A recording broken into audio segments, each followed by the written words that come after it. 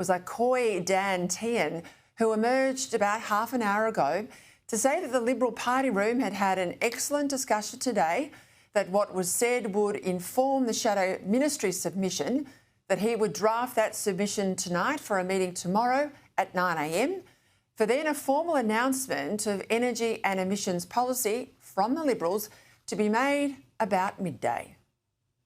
Myself and Susan will formally announce our policy after that meeting tomorrow. So you can all be rest assured that by around midday tomorrow, you will very clearly know what our energy and emissions reduction policy is as a Liberal. Now, here's what's interesting.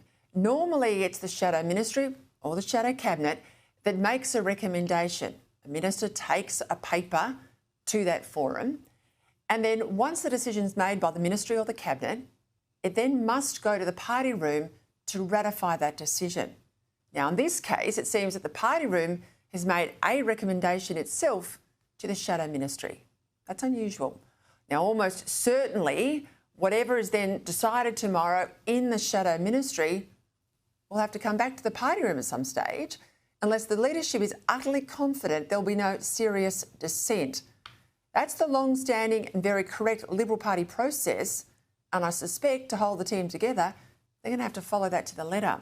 All Tehan would confirm tonight is that there was overwhelming support for the two main principles. First, that the priority was affordable and reliable power, and second, that the coalition had to be serious about emissions reduction.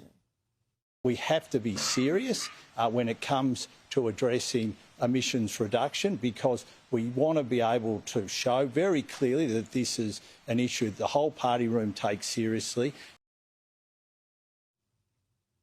I mean, those comments after the meeting today sounded a bit to me like he was trying to square the circle, because the reason we don't have affordable and reliable power in Australia is because we've been serious about emissions reduction to the exclusion of everything else. But let's see what Tehan comes up with overnight.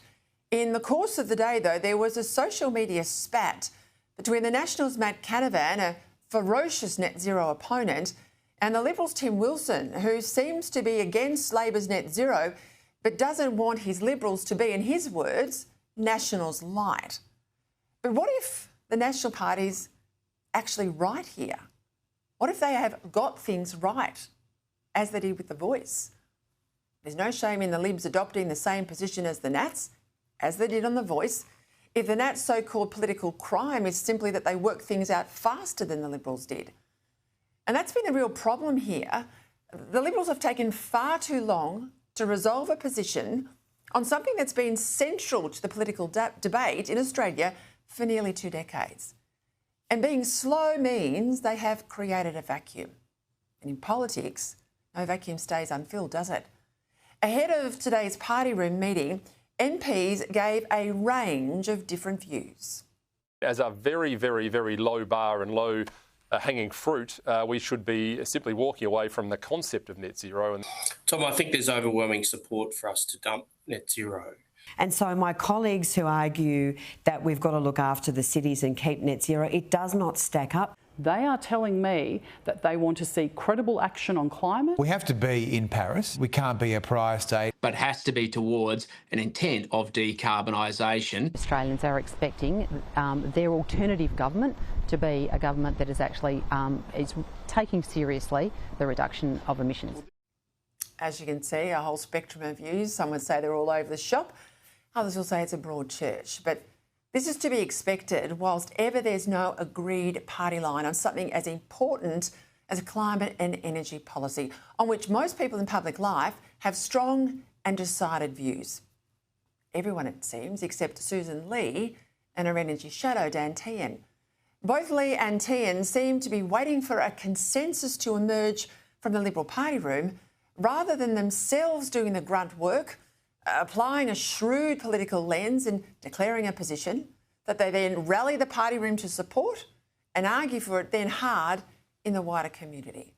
Now, I've worked for 3 federal Liberal leaders, and for all of their differences, Brendan Nelson, Malcolm Turnbull, Tony Abbott, all very, very different men, Not one of them waited to be told what he thought. Rightly or wrongly, all were leaders who held strong views about where the country needed to go, and perhaps that's what most worries me about Susan Ley. It's unsettling that Ley was Environment Minister for 3 years in the Morrison government, so none of this should be new to her. Yet other than saying that she's opposed to net zero at any cost, in other words, she supports net zero, but not Labor's way of getting there, she's kept her deeper thoughts, if any, very much to herself. Less than 2 weeks ago, Ley and Tehan was at an earlier special party room meeting to discuss net zero. But instead of listening to his colleagues, formulating a position and putting that position then today in definitive terms to his party room, he has reportedly put 2 options to them in the room today. One, keeping net zero with definite emissions reduction targets, only less rigorous than Labor's, and another, dumping net zero but staying in the Paris Agreement, which, as I keep reminding people, doesn't say anything about net zero and only envisages carbon neutrality at the end of the century. So not 2050, 2099. Now, Tehan, like his leader, has been careful not to take a position himself other than supporting emissions reduction, while opposing what Labor's doing to bring it about in the hope that his colleagues will all somehow coalesce around a position that he can then adopt. But that's not going to happen. The net zero camp, well, they won't shift. The dump net zero camp, they're not shifting either. And certainly if the numbers are reported right tonight at 28, they've got the numbers against the keep net zero camp. They are at 17, about 4 undecided. What's going to happen until they get a policy steer from their leader about where they're headed? Now, if they reject net zero, some have already threatened to resign from the front bench. Not all of them would be leaving would be a loss. I think some of them going would actually be a blessing. Because part of the reason for the Liberals' catastrophic 24% primary vote is the parlous quality of its party room and all these lacklustre time servers the party seems to be putting into the parliament. But back to today, the party room reportedly heard from the Liberals' federal director that voters weren't necessarily wedded to net zero, but took it as a proxy for concern over climate. And they wanted to reduce emissions as long as it wasn't costly for them or their families. It's hardly surprising that they're vaguely inclined to support net zero because for the past few years, no one out there has been pointing out the devastating implications for the economy and for our landscape and our coastal areas, other than programs like this and some in the media and, of course, now, lately, regional community groups who have spoken out, certainly not amongst the MPs on the centre right. Now, on this score, it's the Liberals that have been missing in action, but they've effectively been gagged from speaking out against net zero ever since Scott Morrison sold the party's soul at the Glasgow Climate Conference in 2021 and joined the Liberals to the hip of Labor. But just as voters were vaguely in favour of the Voice until the Nats, then the Libs, started campaigning against this race-based separatism, that we changed the minds of Australians.